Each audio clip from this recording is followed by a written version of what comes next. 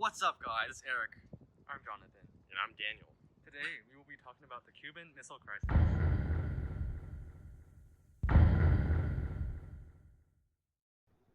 The Cuban Missile Crisis was a tense 13-day political and military standoff between the leaders of the United States, Cuba, and the Soviet Union. It concerned the installation of Soviet missiles on Cuba, just 90 miles off the U.S. shores of Florida. During these 13 days, many people feared the escalation of force, considering the Cuban Missile Crisis ended up being the closest the world has ever been to nuclear war. Cuba in the Cold War embodies the Soviet Union's economic imperialism. At the time, the Cuban leader Fidel Castro was allied with the Soviet Union and depended on the Soviet Union for aid. Nikita Khrushchev, the former Soviet leader, sent missiles to Cuba to increase the USSR's nuclear strike capability. Because of the fact that nuclear war could have been imminent during those 13 days, the Cuban Missile Crisis is considered by historians as, quote, the peak of Cold War tensions. Now, let's introduce the key countries participating in the Cuban Missile Crisis and their respective leaders. The United States president at the time was John F. Kennedy. The Soviet Union's leader was Nikita Khrushchev, and Cuba's leader was Fidel Castro. The initial discovery of the missiles was on October 14, 1962, where an American U-2 spy plane pilot named Major Richard Hazer photographed a Soviet missile being assembled for installation. He then proceeded to take hundreds of other photos of missile installations in Cuba. CIA analysts also spotted other launchers, missiles, and transport trucks hidden in the country. So, what was the reason for this escalating situation? Well, there was already existing tensions between the US and Cuba, a result from the Kennedy administration's failed Bay of Pigs invasion in 1961. The Bay of Pigs invasion was an attempt by the CIA in which the agency trained 1,400 Cuban refugees to overthrow Castro. Furthermore, Castro was already aligned with the Soviet Union, leaving Cuba dependent on them for military and economic aid. The US and Soviet Union were already engaged in an arms race and proxy wars known as the Cold War. Feeling threatened by nuclear weapons targeted at the Soviet Union from Western Europe and Turkey, Khrushchev wanted missiles closer to the US to act as a deterrent.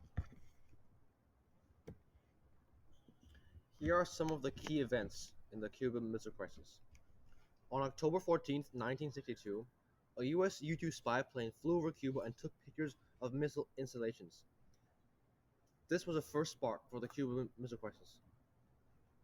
On October 16, 1962, President John F. Kennedy met with a team of officials and advisors called XCOM to discuss the missile threat. It was unacceptable to have Cuban missiles installed so close to the U.S. mainland, just 90 miles south from Florida. However, they had to orchestrate the removal of these missiles without provoking an all-out nuclear war. The Secretary of Defense, Robert McNamara, presented three options. One, they could attempt diplomacy with the Cuban leader Fidel Castro and the Soviet Premier Nikita Khrushchev. Two, they could also employ a naval quarantine, really a blockade, of Cuba. Or finally, three, use an air attack to destroy the missile sites. However, the last option, the airstrike, would kill thousands of Soviet personnel and trigger a Soviet counterattack. Luckily, President Kennedy rejected the attack and instead decided to quarantine Cuba for negotiations. On October 22, JFK publicly shocked Americans by revealing unmistakable evidence of the missile threat, and he demanded that the Soviets remove the missiles. JFK sent a letter to Khrushchev, writing, "The one thing that has most concerned me has been the possibility that your government would not correctly understand the will and determination of the United States in any given situation. Since I have not assumed that you or any other sane man would, in this nuclear age, deliberately plunge the world into war, which it is crystal clear no country would win, and which could only result in catastrophic consequences to the whole world, including the aggressor." On October 25th, Soviet ships reached the blockade. These Soviet arms freighters turned back towards Europe, but an oil tanker called the Bucharest approached the quarantine and did not appear to stop. The USS Essex and USS Gearing moved to intercept, but JFK let it through, thankfully preventing a rise in tensions. On On October 26th, Castro sent a letter to Khrushchev urging a nuclear first strike against the United States. But Khrushchev disregarded it. Instead, he sent a letter to the US president to de escalate the conflict and ensure that they did not wish to, quote, doom the world to a catastrophe of thermonuclear war. October 27th is arguably the most important turning point in the Cuban Missile Crisis. A US U-2 pilot, Major Anderson, Major Rudolph Anderson, was shot down and killed over Cuba. The Assistant Secretary of Defense, Paul Nitze, says they've fired the first shot, and JFK remarks, "We are now in an entirely different ballgame."